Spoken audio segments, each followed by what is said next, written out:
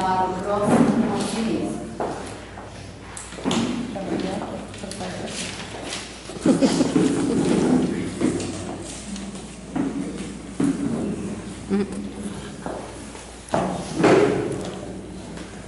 Boa noite. Boa noite, está muito perto. Então, hoje nós vamos estudar um capítulo do Evangelho segundo o Espiritismo, que trata do amar ao próximo como a si mesmo, né? E ele fala, além disso, esse capítulo é muito importante porque ele fala também do dai ao César o que é de César, é uma frase muito falada, né? Muito conhecida. Fala sobre o egoísmo, né? Fala sobre a caridade e a fé e amar os criminosos, né? Então, nós vamos ter que mexer bastante porque é tudo muito difícil, né? Isso é o caminho que a gente vai ter que trilhar, né? Para chegar na nossa evolução, mas é um caminho difícil, né? Tudo que fala hoje, que a gente vai falar.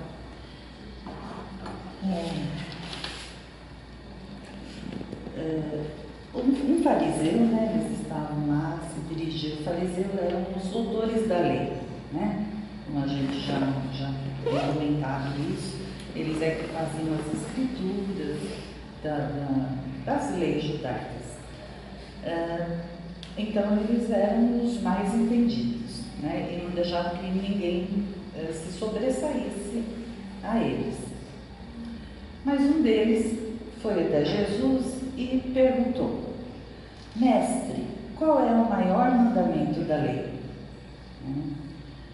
Aí Jesus, então respondendo, disse: Amarás o vosso Deus de todo o vosso coração, e de toda a vossa alma, e de todo o vosso entendimento. Este é o maior e o primeiro mandamento, né? Então aqui é muito amplo isso, né? E o segundo, que é semelhante a este, continuou Jesus, né? É amará o vosso próximo como a ti mesmo, né? Então vamos entender um pouquinho o que Jesus quis dizer com isso. Ainda ele acrescentou, antes disso ele acrescentou: toda a lei e os profetas estão contidos nesses dois mandamentos, né? Então realmente é uma coisa muito ampla. O que Jesus quis dizer, né? Primeiro, Jesus disse vosso Deus, né? Ele não disse Deus, não disse o meu Deus, né? Ou Deus X ou Deus Y. Ele disse vosso Deus, por quê? Ele sabia que cada um tinha uma crença, né?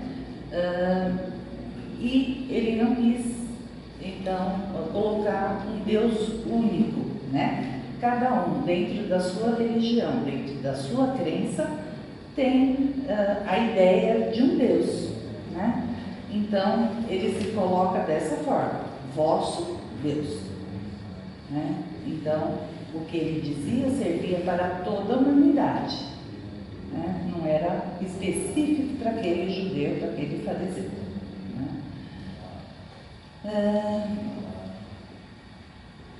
Então, é da religião. Aí ele diz: amará o vosso Deus de todo o coração. Então, o que ele queria chamar a atenção aí do vosso coração? A necessidade do sentimento.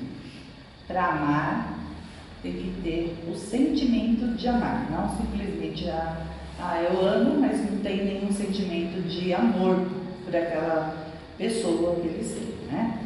De toda a sua alma. A necessidade de vincular a pessoa, o indivíduo, com o espiritual, com o divino, né? Então, a alma é espiritual, é divina, há essa necessidade de vincular o amor ao divino também. E de todo entendimento, porque para amar, para poder, tem que usar a razão, né? Então, então o entendimento também utilizando-se da razão. Então, muito completo, né? Em meia dúzia de palavras, né? Ele deu, assim, ele englobou tudo, não é?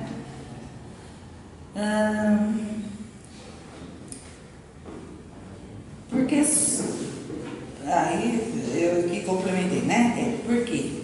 Porque ele tinha a visão das pessoas, da humanidade, como um ser pleno, né?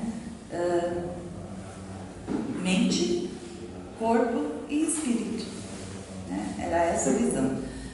As coisas que Jesus falava, se a gente vai se aprofundando no estudo de Jesus, ele tinha essa visão geral, global, né? De um universo mesmo, né? Não era uma coisa ali daquele povoado, daquelas pessoas. Ele tinha essa visão e era isso que ele passava. Por isso que muitas vezes ele não era entendido, né? Já no segundo mandamento, quando ele diz, como a ti mesmo, olha a visão que ele tinha das pessoas, né? Ele sabia que nós, como espíritos em evolução, trazemos muito egoísmo, né? Então, como eu poderia, um ser egoísta, amar o outro? Né? É difícil. Você tem lá um pão, você vai dar para o outro e não vai comer? Não é? Muito poucas pessoas fazem isso. Mas esse egoísmo, na maioria das pessoas, né? Então a maior parte da humanidade é egoísta. Tá? E isso também por quê? Porque nós, como seres, né, em evolução e vem, né, de várias encarnações, esse egoísmo foi necessário para a gente por questão de sobrevivência lá no passado. Né? Quantas encarnações nós não tivemos que ter esse egoísmo assim aflorado no nosso ser por questão de sobrevivência, né? Ou eu mato ou ele me mata, não é? Ou eu como ou ele me come, né? Se a gente hoje é assim, nessa sociedade mais evoluída, tal, imaginou isso quando lá no princípio, não é? Que jeito que nós éramos ali no princípio, né? Como a gente vivia, né? Então esse egoísmo a gente vem trazendo de várias encarnações, desde o princípio a gente vem trazendo, a gente vai burilando um pouquinho por encarnação, a gente sabe assim que cresce muito pouco em cada encarnação, né? Mas estamos crescendo. Um dia a gente chega lá. Então ele tinha essa visão, né? Então por isso que ele diz amar o próximo como a ti mesmo. Então, se em primeiro lugar estou eu como ser egoísta, vou pensar primeiro em mim, não é? Eu gostando, eu vou fazer para o próximo, é isso que ele queria dizer, o que eu faria para mim mesmo,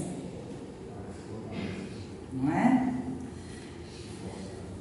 Então, essa é a parte, né, que ele fala do maior mandamento. Tem muita coisa aqui que ele fala, mas a gente vai revendo assim no caminho, a gente vai. Aí, o dai a César o que é de César, né? Essa é uma frase assim que a gente ouve muito, desde que nasceu já ouve essa frase, né? Muito bem. O que acontecia? Tanto os fariseus como os herodianos, que eram lá de Herodes, né? Turma de Herodes e tal.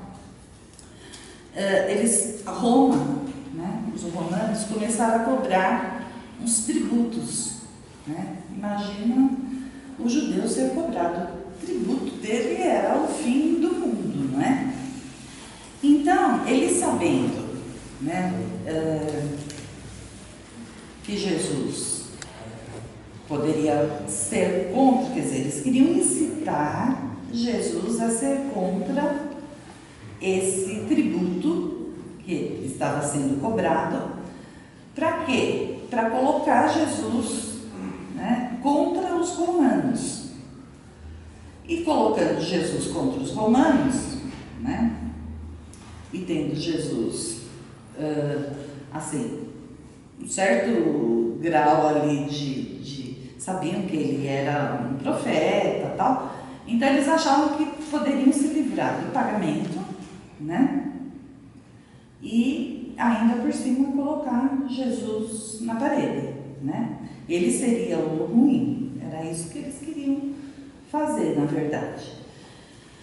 Então um deles chegou e falou: mestre, é lícito, é melhor fazendo aqui, né? Cobrar. Só por Deus aqui. Eu escrevo tudo.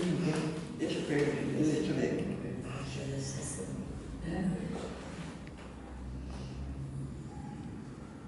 Aqui. É lícito.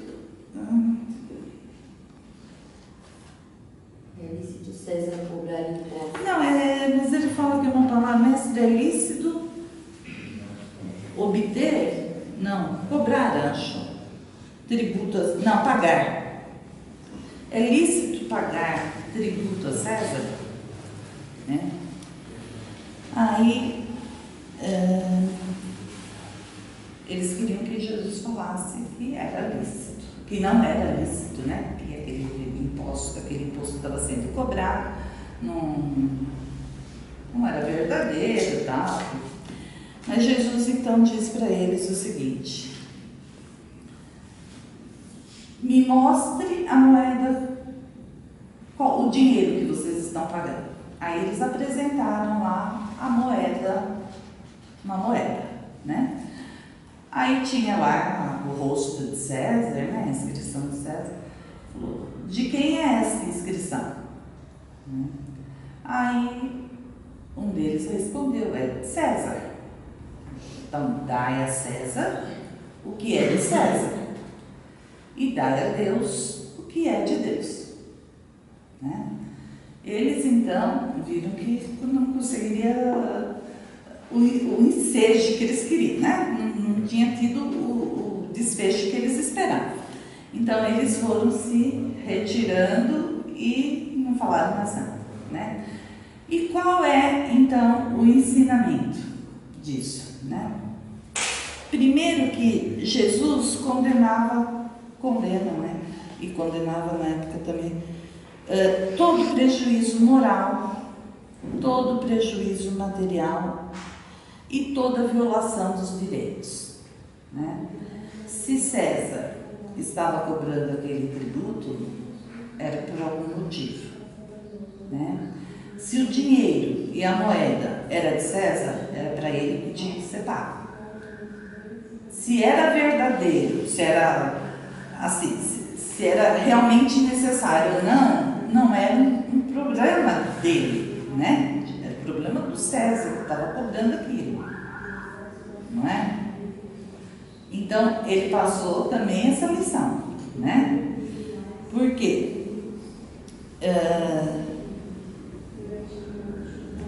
Ele, assim, no entender de Jesus, assim, se você tem um bem, né, e você vai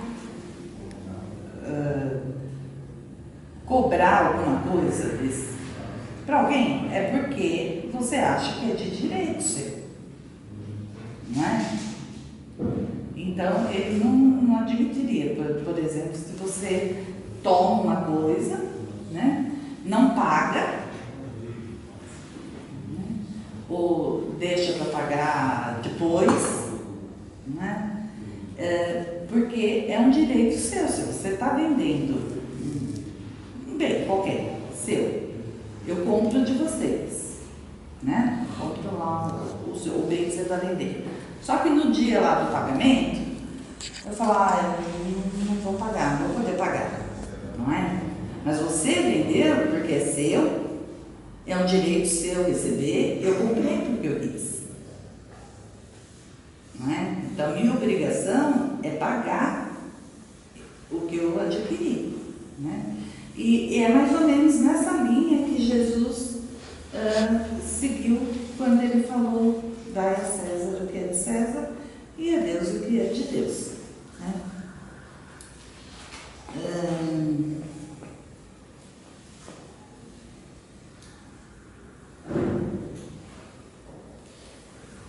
Então, aqui ele diz também, né, que esse princípio, né, essa máxima aí de Jesus é uma consequência daquele que manda agir para com os outros como gostaria que agissem com ele. Não é? Se você está fazendo uma coisa para alguém, você quer que a pessoa retribua, né? Mais ou menos do mesmo jeito. Aí tem as instruções do Espírito, eu vou deixar para depois. Aí ele fala sobre o egoísmo, né?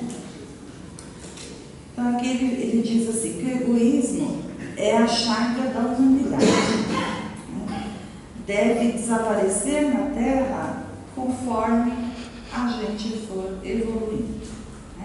Esse egoísmo, conforme eu falei, a gente vem trazendo de encarnações e encarnações, desde o princípio. Né? Ainda somos seres muito egoístas, né? Aprendendo a enxergar de uma outra forma o ser, né? O companheiro de viagem. Mas ainda somos egoístas, ainda não somos capazes assim, de nos doar totalmente. Né?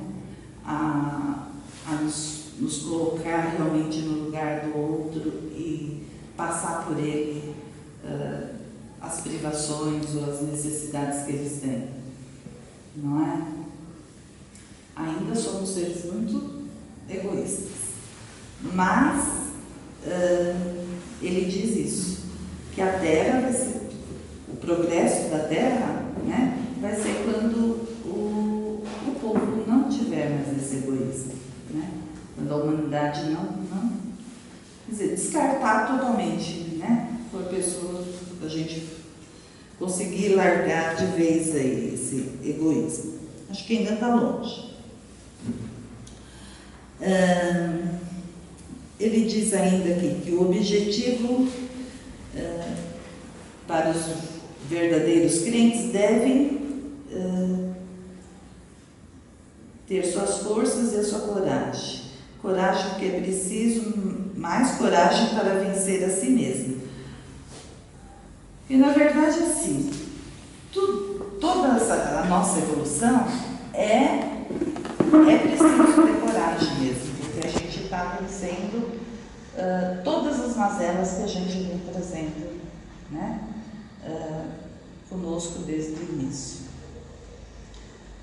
Então, a vida da gente é apresentada assim, cheia de problemas, não é? Cheia de coisas para que a gente aprenda através, a maioria das vezes, através da dor, não é? Então, passa por uma necessidade muito grande, você acaba entendendo o outro, né? Pelas necessidades do outro, né? A gente vai aprendendo assim. Passa por uma dor muito grande, você acaba entendendo a dor do outro, não é? Porque quando a gente está no bom, né, na felicidade, a gente não consegue ter esse olhar,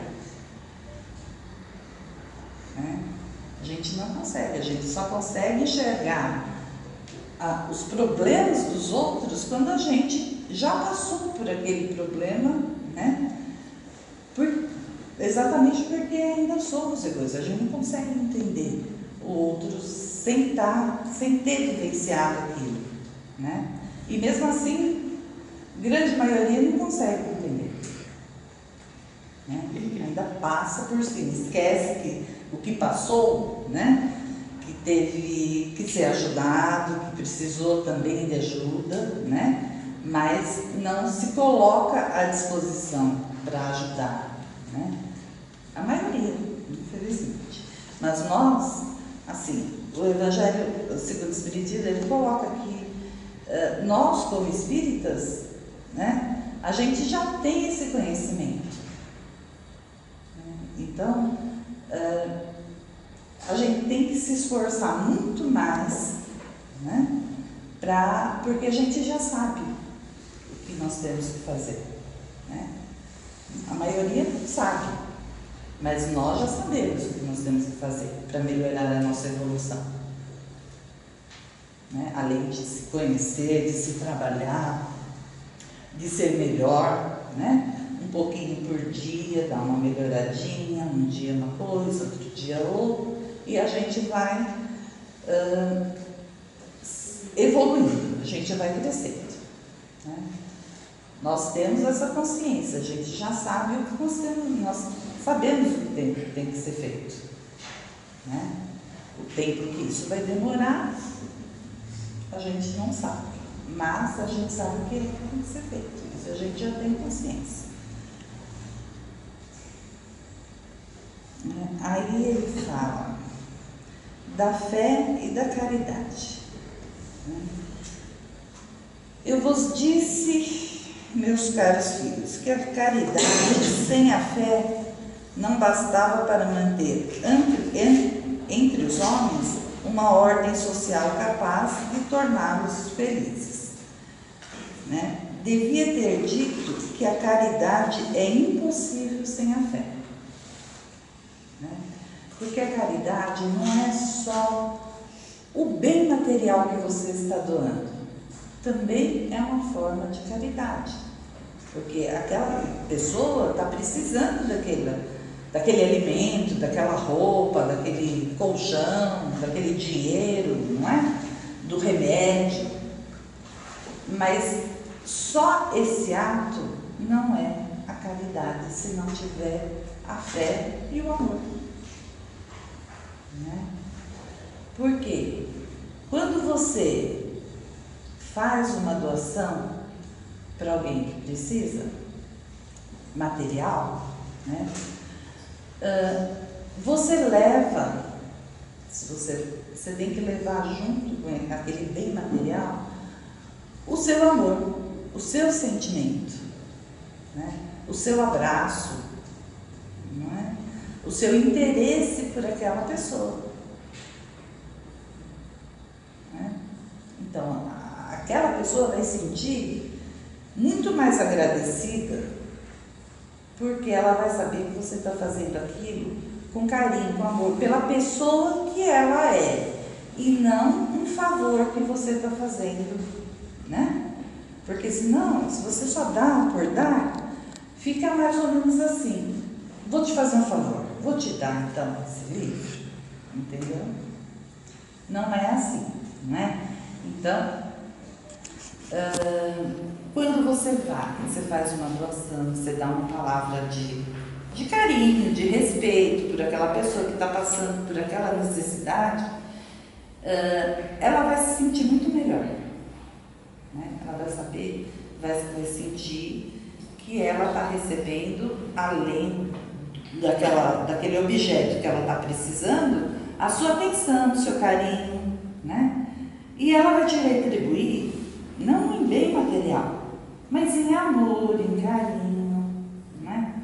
Então aí vai ser sendo feita uma corrente do bem, né? Então a fé e a caridade, elas sempre andam juntos, assim como o egoísmo, né? E egoísmo adjetivos semelhantes. Isso aí é não tem. Depois não se Eu faço meus tesudos, depois eu não acho nada aqui. Meu Deus, isso aí.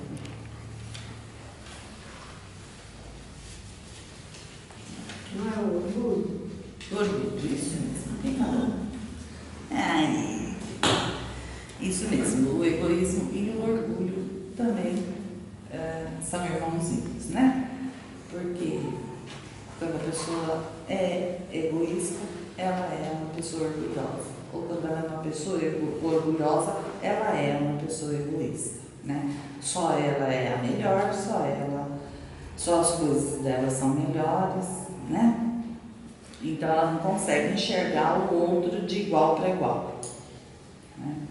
Então, o que a gente, na verdade, essa caminhada nossa é para poder enxergar o outro como uma pessoa igual a você, né? Não são os bens, não é a qualificação profissional, não é nada disso que vai mudar. Infelizmente, a nossa visão na sociedade é exatamente essa, né? A gente coloca na frente da pessoa os bens materiais que ela tem, né? As posses materiais, coloca o cargo que ela exerce, né? Não é que a gente não tenha que respeitar a hierarquia, né? Mas aquela pessoa é igual a você, tem as mesmas necessidades. Está aqui, nesse planeta Terra, exatamente para aprender a mesma coisa que você, né? A evoluir igual você. Então a gente tem que começar a ter essa visão do outro como realmente um irmão, né? Com as necessidades dele, né? Mas é uma pessoa que está do seu lado, que está caminhando juntamente com você para chegar no mesmo patamar, né? Que é o que Jesus veio dizer, que a gente vai chegar um dia, não é? E a gente vai ter a nossa evolução completada para poder mudar a Terra, né? Quando isso, nós estamos indo, né? A gente vai indo, uma reencarnação aqui, outra ali, e a gente vai aprendendo, vai trazendo, vai aprendendo, melhora uma coisa, vai subindo os degraus, não é? Mas as pessoas, a gente, né, assim, os grupos vão se reencontrar em outras encarnações, né? A gente vai continuar se reencontrando.